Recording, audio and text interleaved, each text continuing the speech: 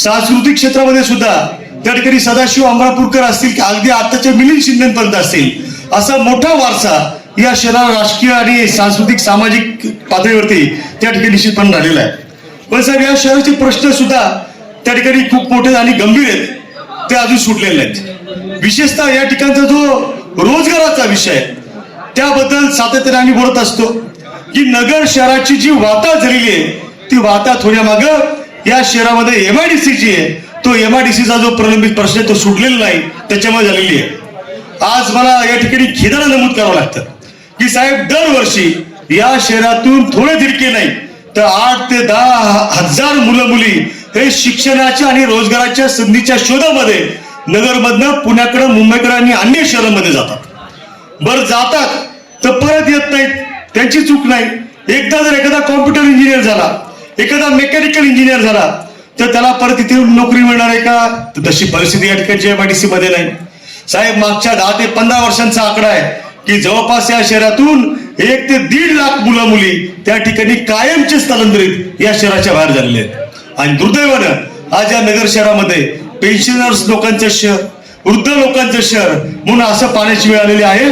आणि ही परिस्थिती जी आहे ती बदलण्याचं काम त्या ठिकाणी करावं लागणार आहे. साहेब, काही दिवसांपूर्वी आपण शहर जिल्हा काँग्रेसच्या वतीनं राज्य सरकारकडे मागणी केली की नगरच्या तरुणांच्या हाताला रोजगार मिळण्यासाठी त्या ठिकाणी आम्हाला IT पार्क करिता स्पेशल इकॉनॉमिक झोन त्या ठिकाणी मंजूर करून द्या, की आमच्या तरुण मुलांच्या हाताला काम त्या ठिकाणी मिळण्याची व्यवस्था करून द्या. साहेब, साधं उत्तर सुद्धा दिलं नाही या लोकांनी. राज्य सरकारला काही दिलं गेलं नाही असं दिसतंय. पण मित्रांनो, मी या ठिकाणी या माध्यमातून सांगतो, थोडं थांबा, 2-3 महिने थांबा. निवडणुका जवळ आलेल्या आहेत, पुन्हा एकदा राज्यामध्ये परिवर्तन होईल, राज्यामध्ये महाविकास आघाडीचं सरकार त्या ठिकाणी येईल. आणि आताच्या मुख्यमंत्र्यांनी जरी आपला प्रतिसाद दिलेला नसला तरी व्यासपीठावरती भविष्यातले मुख्यमंत्री बसलेत ते थोरात साहेब आपल्याला त्या ठिकाणी न्याय दिल्याशिवाय राहणार नाही, असा ठाम विश्वास मी व्यक्त करतो. साहेब, नगर शहराचं पोटेन्शियल खूप मोठं आहे. आज नगर शहरामध्ये त्या ठिकाणी मोठ्या संख्येने हॉस्पिटल्स आहेत.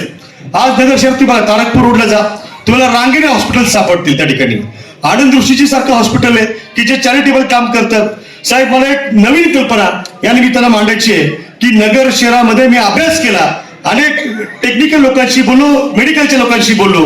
नगर शहरामध्ये मेडिकल टुरिझम हा प्रमोट होण्यासाठीची पूर्ण व्यवस्था त्या ठिकाणी आहे.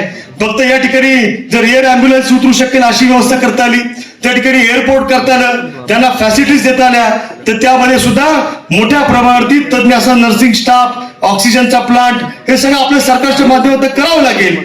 एक उदाहरण देतो छोटं, हैदराबाद सारखं उदाहरण घ्या. देशभरातले लोक त्या ठिकाणी जातात, ऑपरेशन्स करतात. मला विश्वास आहे की नगरच्या जर त्या ठिकाणी मेडिकल टुरिझमला त्या ठिकाणी जर आपण प्रमोट केलं तर नगर शहरामध्ये एक मोठ्या प्रकारची व्यावसायिक चालना नगर शहरात मिळण्याशिवाय राहणार नाही. आणि त्याचाच परिणाम जो आहे की आज नगर शहरातील लंके साहेब जी गुन्हेगारी आहे ती सगळी त्या ठिकाणी फोपवलेली आहे. लंके साहेब, मी एकदा त्यांना महापुरुषांच्या चरित्रांची पुस्तकं भेट पाठवली होती, पार्सल केली साहेब, तरी ती नाकारली, परत पाठवली. जर मन्या सूर्याचं पाठवलं असतं तर मला ठाम विश्वास आहे त्यांनी ते ठेवून घेतलं असतं. दुर्दैव आहे. मध्यंतरी या सभागृहामध्ये निखिल वागळे साहेबांची निर्भय बनवची सभा झाली होती. त्या निर्भय बनवच्या सभेमध्ये त्या ठिकाणी त्यांनी सांगितलं की कोण म्हणे तो संग्राम जगताप आणि तो कोण आहे म्हणे, मी अशा गल्लीतल्या गाव गुंडांबद्दल बोलत नाही. ही वस्तुस्थिती आहे की हे गल्लीतले गाव गुंडच आहेत. दुर्दैवानं 2 टर्म त्या ठिकाणी त्यांना निवडून द्यायची चूक नगरकरांनी केली असं आता लोक खासगीच सांगतायत. परंतु लक्षात घ्या, या लोकसभेला त्या ठिकाणी निलेश लंकेंसारखा, लंके साहेब तुमच्यात माझ्यामध्ये एक सादर आहे बरं का. लंके साहेब हे एका शिक्षकाचा मुलगा आहे आणि मी एका शिक्षिकेचा मुलगा आहे. आम्ही दोघेही सामान्य कुटुंबात आलेलो आहे. आणि ज्या पद्धतीने संघर्ष लंके साहेबांनी केला आणि त्यांनी सुद्धा आता तो नाव दिलेला आहे शहरामध्ये की या शहरातल्या गुन्हेगारीची पाळामुळे जी आहे ती त्या ठिकाणी मुळापासून उखडून टाकण्याचं काम जे आहे त्या ठिकाणी निश्चितपणानं आम्ही सगळेजण एकत्र म्हणून त्या ठिकाणी करणार आहोत. साहेब, मला हे शहर जे आहे हे शहर त्या ठिकाणी दुरुस्त करायचंय. मी पुण्या मुंबईत शिकलो, परंतु त्या ठिकाणी UPSCचा अभ्यास करत असताना थोडक्यात माझी संधी साहेब त्या ठिकाणी गेली. हे सगळं करत असताना साहेब मला मोठ्या पगाराची नोकरी सुद्धा त्या ठिकाणी कॅम्पस इंटरव्ह्यू मध्ये मिळत होती.